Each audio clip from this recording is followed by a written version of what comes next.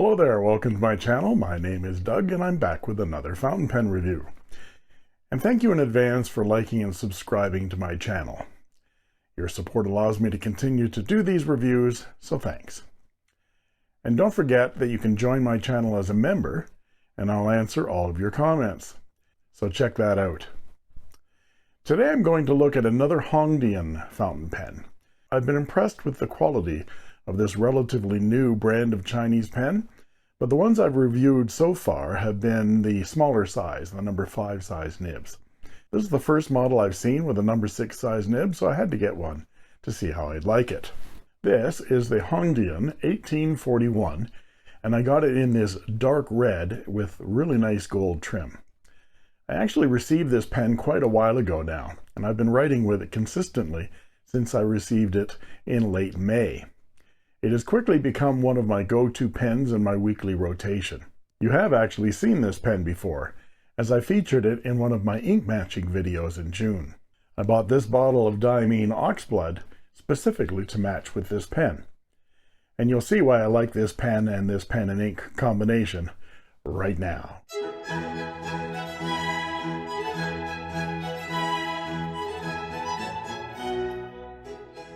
Now, I've talked about my theory of pen gravity before, and that is the theory that no matter when you buy your pens, they will all gravitate to each other. So you can buy them spaced over a number of weeks, and they'll all converge on each other and arrive in your mailbox at the same time.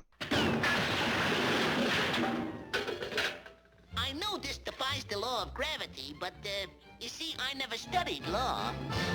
Now, this is a bit of pen gravity this week. I received a package just now from China, and I just got notified that another package from the United States is arriving tomorrow, and then one from China on Friday as well. That's from Alibaba. So perhaps I should buy all my pens on the same day, and then they will come nicely spaced out. Stars are pretty, aren't they?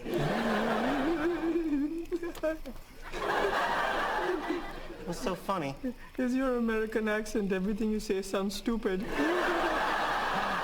But my mailbox was full today. I got this large package from China. So let's open it up.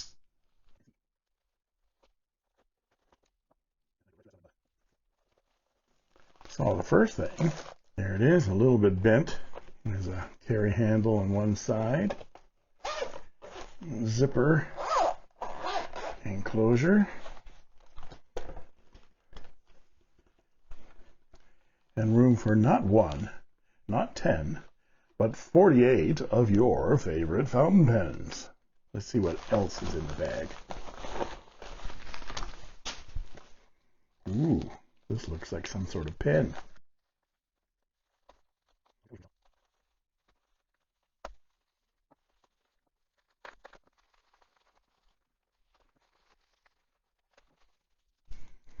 There we go. And this is a Hongdian 1841. And it's a lovely burgundy kind of a red. And a number 6 size Hongdian two-toned nib. And this one is in fine, but that's a lot of tipping material. So we will clean this pen out and do a review and on. And what I'd like to do today is go over the parts and features of this pen, show some size comparisons, some measurements, and then provide a writing sample. After the writing sample, please stay tuned as I will talk about what I like and what I don't like so much about this fountain pen. Hongdian now has quite a few models of pens out there. They're also starting to offer 14-karat gold nibs at some pretty ridiculous prices, even for non-Chinese made pens. Overall, this is a sleek, cigar-shaped pen with simple and elegant gold hardware. There are a number of things that raise this pen above the ordinary, and the first most noticeable thing is the feel of this pen's material. Now, I've written with this pen regularly for 2 months now, and I'm 90% sure now that this material is in fact turned acrylic and not extruded plastic. There are no seams or injection molding marks or gates anywhere, but that doesn't actually prove that it isn't injection molded. But the feel of this material is just so silky smooth, and the fact that the inside of both the barrel and the cap show signs of being turned and not molded have convinced me that this is turned acrylic. It just feels luxurious in the handle. It's a subtle thing. Two pens that might look identical can feel completely different.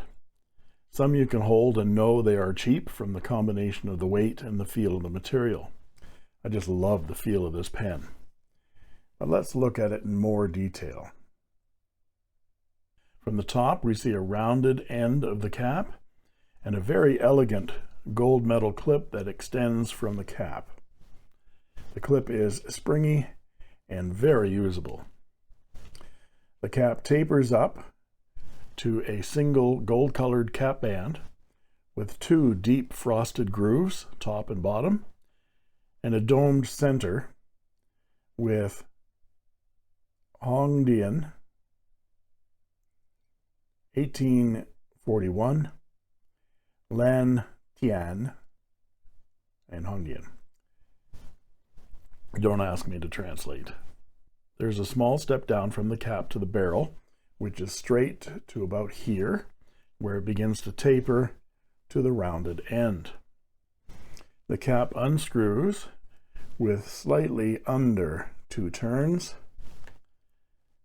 to reveal a tapering section in the same acrylic material, which ends in a gold metal flare, and we see the number 6 size 2-tone steel nib and the black plastic feed. The section is very comfortable, and those metal threads are smooth and unobtrusive.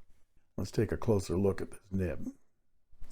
There is some nice scroll work, and 1997 for the year of incorporation for Hongdian. So Hongdian are relatively new as a brand name, but the company has been an OEM manufacturer of pens for other brands since 1997.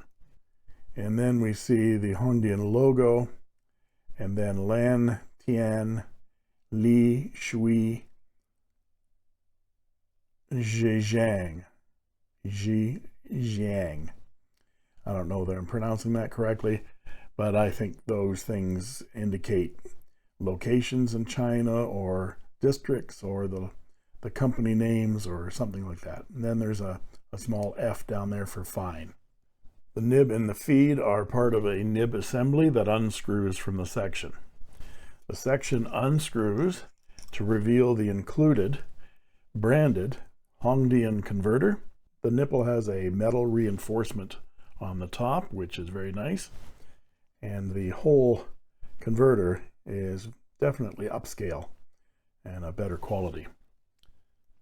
There's also the nice added touch of a silicone O-ring at the top of the section threads. The nozzle of the section is metal and meets the top of the barrel, which is also metal, and the threads work beautifully. The inside of the cap shows no cap liner or step to seal the cap, but I've not had any issues at all with the nib drying out.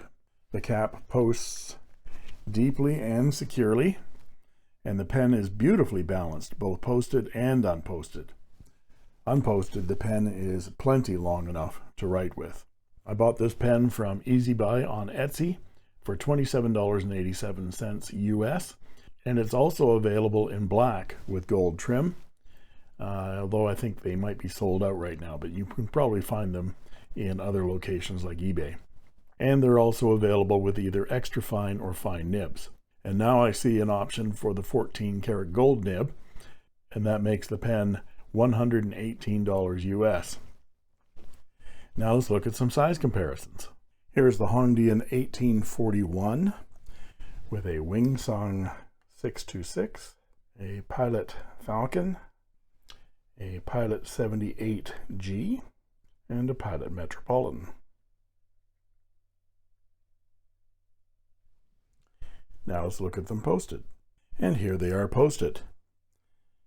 Just note that the Wingsung 628 and the Pilot Falcon are both 14 karat gold nibs, where the rest are steel. Now let's look at some measurements, and I'll be back with a writing sample.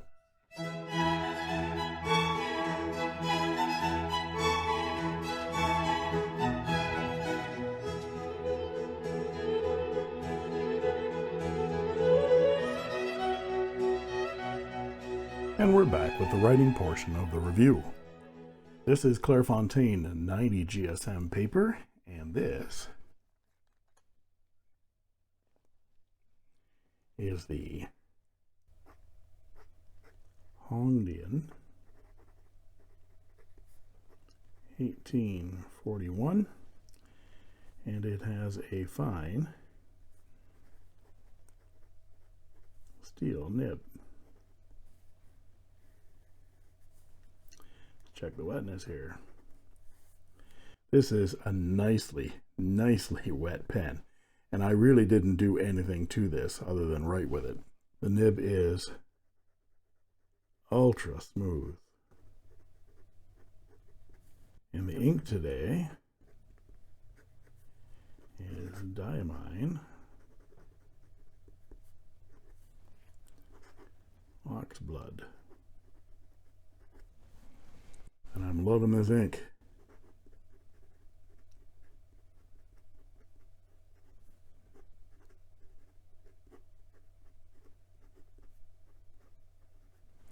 You can probably hear there's a little bit of feedback there, which is actually very nice. And here are some close matches to this ink from inkswatch.com. As to line variation, well, you can squeeze a little bit out of it, but it is a very stiff steel nib, so I wouldn't push it. This line is 0.6 millimeters in thickness, which makes it a Western medium or a Japanese medium to broad. And this is actually quite surprising for a Chinese fine nib to be this broad and this wet. I'm loving it. And for our quote,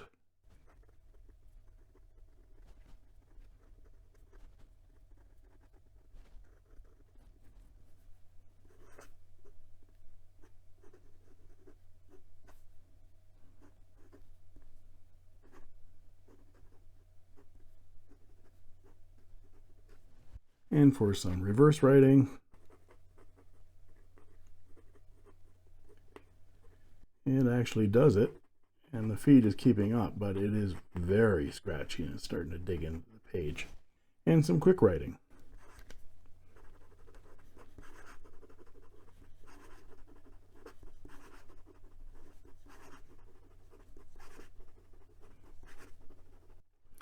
No issues whatsoever. Very wet. You're wet. Yes, it's been raining.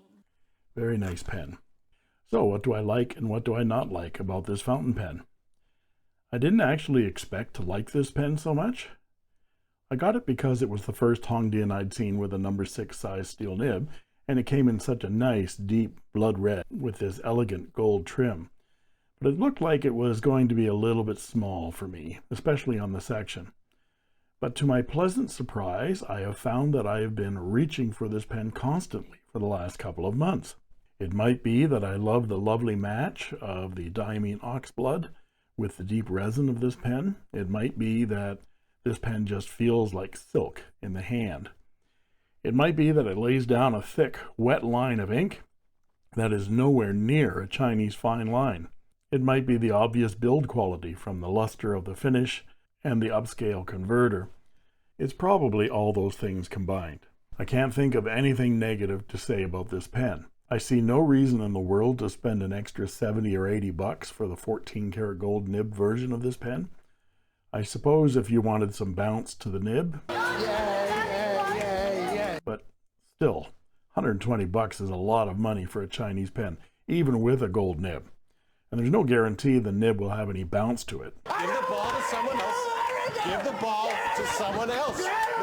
Just being gold doesn't guarantee flexibility. This Wingsung 628 with a 14 karat gold nib pen was just $18 US, and I consider that the upper limit in price for me for a Chinese pen.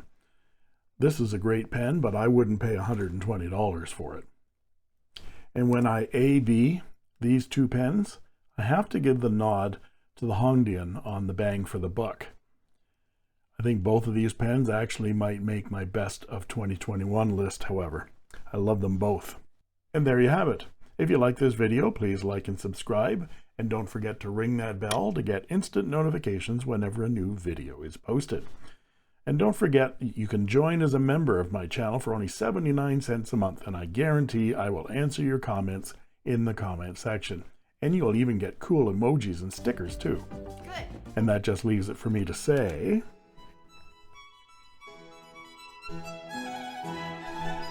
thank you for watching.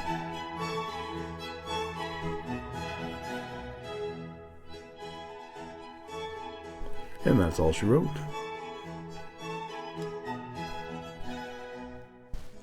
I made this.